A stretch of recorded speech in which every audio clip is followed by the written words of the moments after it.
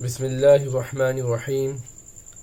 الحمد لله وكفى وسلام على عباده الذين اصطفى. أما بعد، فأعوذ بالله من الشيطان الرجيم. بسم الله الرحمن الرحيم.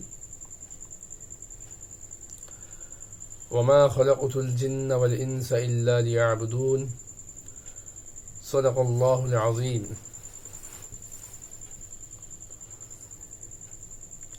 قال النبي صلى الله عليه وسلم: الكيس من دان نفسه وعمل لما بعد الموت، والعاجز من اتبع هواه وتمنى على الله، أو كما قال عليه الصلاة والسلام.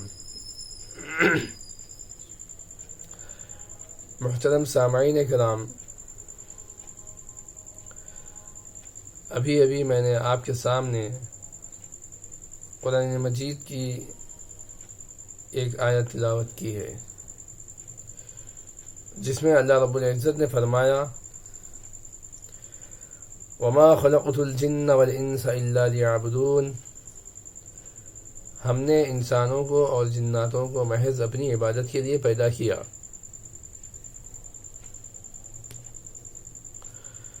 اس کے ساتھ ساتھ میں نے رسول اللہ صلی اللہ علیہ وسلم کی ایک حدیث مبارکہ بھی آپ کی خدمت میں پیش کی ہے،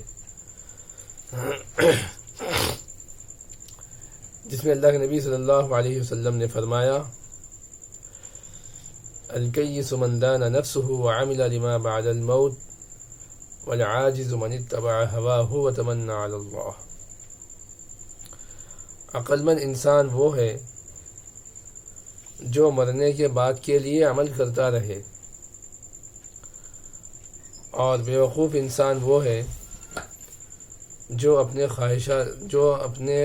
خواہشات کی اتباع کرے اور اللہ تعالیٰ سے امیدیں وابستہ رکھے.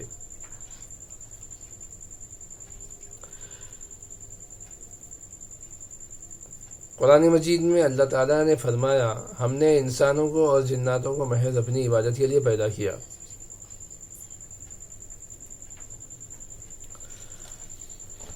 اللہ کو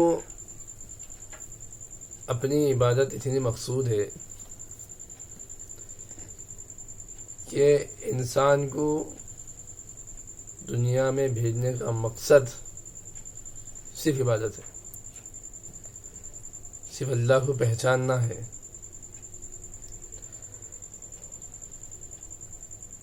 اور اللہ کو یہ بات بہت زیادہ پسند ہے کہ بندہ اللہ کے سامنے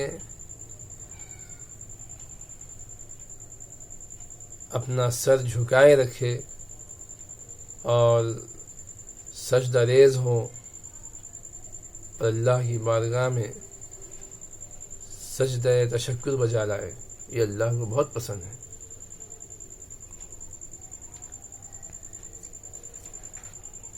اسی لیے اللہ نے فرمایا: ہم نے انسانوں کو اور جناتوں کو محض اپنی عبادت کے لیے پیدا کیا.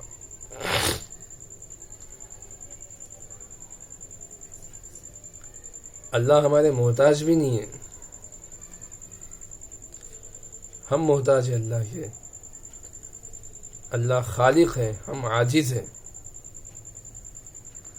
اللہ دینے والے ہیں اور ہم لینے والے ہیں.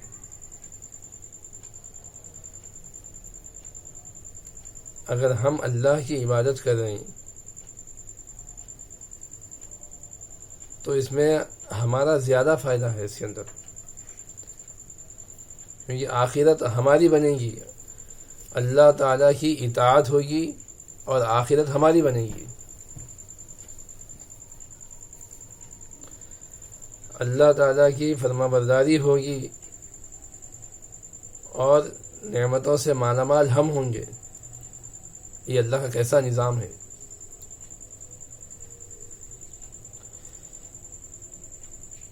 ایک مثال دیتا ہوں میں بات سمجھنے کے لیے. ہم کھانا جو کھاتے ہیں، اگر ہم یہ سمجھے اور دل میں ہمارے یہ یقین ہو کہ میں جو کھانا کھا رہا ہوں یہ کھانا کھانا بھی اللہ کا حکم ہے، اور کھانا کھانے میں اگر ہم رسول اللہ صلی اللہ علیہ وسلم کی سنتوں کو سمجھ کر اگر ہم کھانا کھائیں گے، سنتوں کے مطابق اگر ہم کھانا کھائیں گے، تو یہی کھانا کھانا ہمارے لیے عبادت ہوگا۔ کیوں عبادت ہوگا؟ اس لیے کہ ہم نے اس میں اللہ تعالیٰ کے حکم کو پورا کیا اور رسول اللہ صلی اللہ علیہ وسلم کی سنت کو زندہ کیا، اسی لیے یہی کھانا ہمارے لیے عبادت ہے۔ اللہ کے حکم کو پورا کرنا اور رسول اللہ صلی اللہ علیہ وسلم کی سنت کو زندہ کرنا، یہ دو باتیں عبادت میں شامل ہیں۔ اسی لیے ہم اس بات کی کوشش کریں کہ ہم اللہ کے احکام کو بجا لائیں گے اور رسول اللہ صلی اللہ علیہ وسلم کی سنتوں کو زندہ کریں گے۔ ہمارا ہر وہ کام شریعت کے مطابق ہوگا تو وہ کام پائے تکمیل کو پہنچے گا، اس میں برکتیں ہوں گی، اس میں اللہ کی خاص توجہ ہوں گی، اللہ ہم پر مہربان ہوں گے اور وہ کام پائے تکمیل تک پہنچے گا۔ اسی لیے بہت ساری چیزیں ہیں، اللہ کے جو احکامات ہے، بہت سارے احکامات ہیں، اور ہم جو ہے ذری توجہ اس پہ سے ہٹا کے جو نا لاپرواہی برتتے رہتے ہیں، جس سے اللہ کے احکام چھوٹ جاتے ہیں ہم سے، اور پھر اس کا نتیجہ کیا نکلتے ہم لوگ خود اپنی آنکھوں سے دیکھ لیتے ہو۔ اسی لیے ہم دنیا میں آنے کے مقصد کو سمجھے، اللہ نے ہم کو دنیا میں کیوں بھیجا ہے۔ یہ دنیا ہمارے لیے امتحان کی جگہ ہے، یہ دنیا نہیں بلکہ ایک امتحان حال میں ہے ہم، اور امتحان حال میں کتنی دیر رہتے ہم لوگ واقف ہیں اس سے۔ امتحان حال میں جتنا وقت گزرتا ہے وہی ہماری زندگی ہے۔ تو امتحان حال میں جب سوالات ہمارے سامنے آتے تو اس کے جوابات کو ہم بہت غور و فکر کر کے لکھتے اور وقت کا خیال رکھتے۔ تو یہی جو دنیا ہے، دنیا کی جو زندگی ہے، وہ ایک ہمارا امتحان ہے، اور ہم امتحان حال میں بیٹھے ہیں، تو ہم اپنے وقت کو غنیمت سمجھیں اور صحیح اس کو بجا لانے کی فکر کریں، کیونکہ وقت بہت کم ہے، نہیں معلوم کہ ہماری موت کب آ جائے، کس حال میں آ جائے۔ اگر ایسا نہ ہو کہ ہم اللہ کے حکموں کو توڑتے ہوئے دنیا سے چلے جائیں، تو پھر اکابرین نے فرمایا جیسے جیو گے ویسے مرو گے، جیسے مرو گے ویسے اٹھو گے۔ آج یہاں عمل ہے، حساب نہیں، اور کل وہاں حساب ہے، عمل نہیں۔ اسی لیے ہم اللہ کی عبادت میں اپنے آپ کو لگائیں، مختلف قسم کی عبادات ہیں، اس میں ہم اپنے آپ کو لگائیں۔ اور پھر اللہ کے نبی صلی اللہ علیہ وسلم نے فرمایا عقل مند انسان وہ ہے جو اب مرنے کے بعد کے لیے عمل کرتا رہے۔ اس کا مطلب یہ ہوا کہ آپ کوئی ایک ایسی خدمت کر دیجیے، کوئی ایک ایسا کام کر دیجیے جس کا اجر آپ کو مرنے کے بعد بھی ملتا رہے۔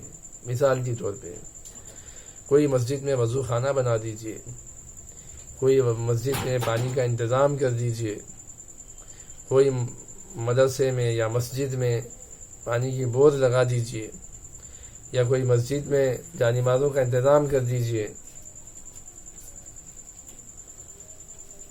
مختلف قسم کی جو ہے خدمات ہے، مختلف قسم کے کام ہے، کسی غریب کی مدد کر دیجئے، وقتاً اس کو جس چیز کی ضرورت ہو وہ مدد کیجیے، تو وہ عمل اللہ تعالیٰ اس کو چھپا کے رکھتے اور قیامت دن اس کا اجر دیتے اللہ تعالیٰ، اور آپ کے اکاؤنٹ میں ہمیشہ جو ہے اس کا اجر آتے رہتا ہے۔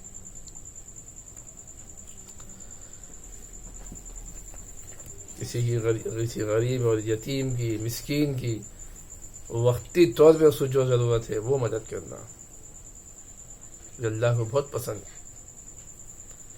زمین والوں پر رحم کرو، آسمان والا تم پر رحم کرے گا۔ من لا یرحم لا یرحم، جو رحم نہیں کرتا اس پر رحم نہیں کیا جاتا۔ آج اللہ کے نبی کیا فرما رہے ہیں؟ زمین والوں پر رحم کرو، آسمان والا تم پر رحم کرے گا۔ تو ایسے انسان کو اللہ کے نبی صلی اللہ علیہ وسلم نے عقل مند انسان فرمایا کہ ایسا عمل کرے جس کا اجر قیامت تک جاری رہے، اس کا اجر قیامت تک جاری رہے۔ اور بے وقوف انسان وہ ہے جو اپنے خواہشات کی اتباع کرے اور اللہ سے امیدیں وابستہ رکھے، اپنی خواہشات پوری ہو رہی اور دل میں یقین یہ ہے کہ اللہ مجھے معاف کرنے والے ہیں،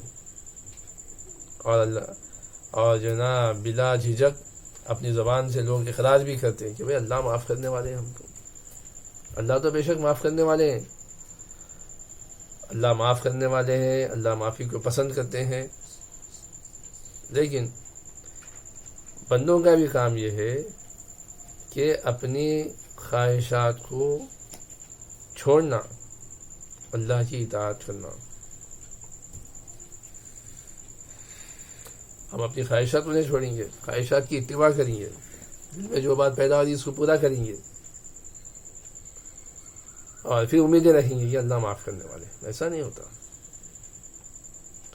آپ امیدیں تو اللہ کی ذات سے اچھی رکھو آپ، لیکن اس کے ساتھ ساتھ اللہ کی نافرمانی سے بھی بچو۔ مختلف قسم کی خواہشات ہوتی، ہم لوگ جانتے ہیں، ہم اپنے آپ کا جائزہ لے سکتے ہیں، اپنی زندگی کا جائزہ لے سکتے ہیں کہ میرا وقت کیسا گزرا، جائزہ لے سکتے ہیں ہم لوگ۔ اسی لیے ہم اپنے خواہشات کو روکیں، اللہ کی اطاعت، اللہ کی فرما برداری کو بجا لائیں، تو کیا ہوگا؟ ایسے انسان کو اللہ کے نبی صلی اللہ علیہ وسلم کیا فرمائے؟ عقل مند انسان فرمائے جو اپنی خواہشات سے بچ کر اللہ کی اطاعت کرتا ہے اور ایک ایسا عمل کرتا ہے جس کا اجر ہمیشہ کے لیے جاری رہتا ہے۔ اور بے وقوف انسان کو اللہ کے نبی صلی اللہ علیہ وسلم نے فرمایا کہ اپنی خواہشات کی اتباع کرے اور اللہ تعالیٰ سے امیدیں وابستہ رکھے۔